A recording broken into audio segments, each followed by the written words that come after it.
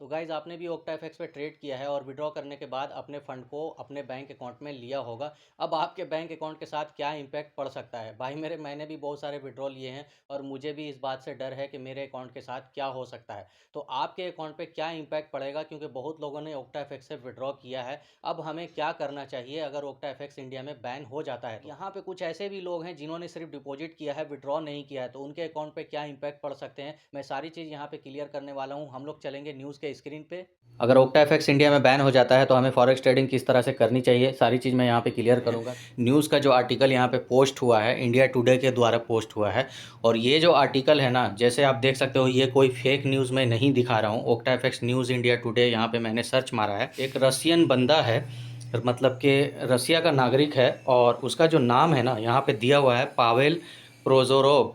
ठीक है, इसने इलीगली यहाँ पे कुछ ऐसी एजेंसी हायर की हुई है। ये रसिया का नागरिक है और इन्होंने ओक्टाफेक्स को यहाँ पे मुंबई के अंडर में प्रमोट किया है, और कुछ ऐसी एजेंसी को इन्होंने हायर किया हुआ है इंडिया के अंडर में, जो ओक्टाफेक्स के नेटवर्क को चला रहे हैं। साफ साफ लिखा हुआ है कि 54 लोगों को पकड़ा गया है और 41 जो एजेंसियां हैं इनको, साथ में 13 इंडिविजुअल, यहाँ पे लिखा हुआ है कि 13 टाइप के पर्सनली लोगों को भी यहाँ पे एक्यूज़ किया गया है।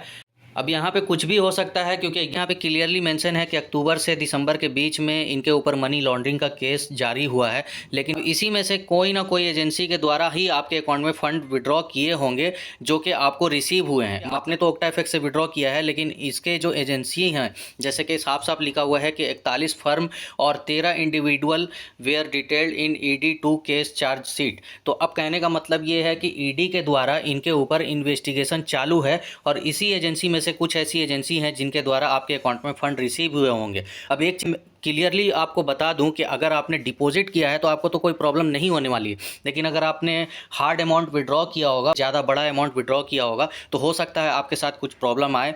41 फर्म या एजेंसी के खिलाफ एक्शन लिया गया है, उनके डिटेल को लिया गया है और इन्वेस्टिगेशन चालू है। तो अब ये इन्वेस्टिगेशन कितने दिनों तक चलेगा ये कोई भी नहीं बता सकता है, लेकिन हमें हाइप क्रिएट नहीं करना है। अगर आपके पास ओक्टाफेक्स पे फंड है तो आप बिल्कुल ईजियली विड्रॉ कर सकते हो। मैंने कई वीडियो में ओक्टाफेक्स से लाइव विड्रॉ करके दिखाया भी है, आप चाहे तो अपने फंड को विड्रॉ कर सकते हो। लेकिन मैं यहाँ पे किसी भी ब्रोकर को प्रमोट नहीं कर रहा हूँ। ओक्टाफेक्स या फिर एक्सनेस या जो भी ब्रोकर होते हैं वो एजेंसी के द्वारा ही विड्रॉ देते हैं, तो आपको एजेंसी के चक्कर में नहीं पड़ना है। अगर आपको डर लगता है तो आप पर्सन टू पर्सन ट्रांसफर का सिस्टम यूज कर सकते हो, जो लीगली ट्रेड करने का तरीका है ना, आप person to person fund transfer करते हो तो आपको कोई भी प्रॉब्लम नहीं आने वाली है। लेकिन क्योंकि यूट्यूब ने भी बहुत सारे चैनल को स्ट्राइक दिया है, बहुत सारे चैनल बंद भी हुए हैं, यही एक रीजन है कि मैंने कुछ गिने चुने ब्रोकर के बारे में ही कुछ एजुकेशनल वीडियो बनाए हैं। मैं आपको बहुत सारे ब्रोकर के बारे में नहीं बताता हूँ, जो अच्छे ब्रोकर हैं इसी के बारे में यहाँ पे जानकारी देता हूँ। आप चाहे तो फॉरेक्स ट्रेडिंग कर सकते हो, लेकिन लीगली करने का तरीका मैंने बताया। ये वीडियो बहुत ज़्यादा इंपॉर्टेंट है, इसलिए वीडियो को लाइक कर देना, चैनल को भी सब्सक्राइब कर दो और अपने दोस्तों रिश्तेदारों को इस वीडियो को शेयर करो।